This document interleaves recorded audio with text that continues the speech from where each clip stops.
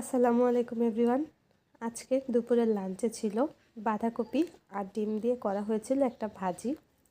এই ভাজিটা আমার অনেক পছন্দের। বাঁধাকপি তো আমার এমনি অনেক প্রিয় সবজি, বাট এটা যখন ডিম দিয়ে ভাজি করা হয় তখন এর টেস্ট আরও দ্বিগুণ বেড়ে যায়। এটার বিশেষত্ব হচ্ছে এটা শুকনো মরিচ দিয়ে করা হয়েছিল, তাই আরও বেশি টেস্টি লাগতেছিল। গরম গরম ভাতের সাথে অনেক ভালো লাগছিল।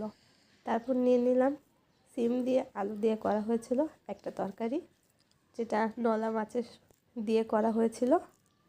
সিমটা আমার একদমই পছন্দের খাবার না, বাট মাঝে মধ্যে একটু একটু খাই, এই আর কি।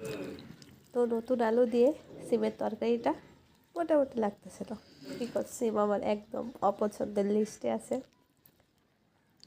মাছটা একদম ফ্রেশ ছিল, বলতে বলতে ফেলেই দিলাম। তারপর নিয়ে নিয়েছিলাম পাতলা ডাল আর একটু জলপাইয়ের আচার।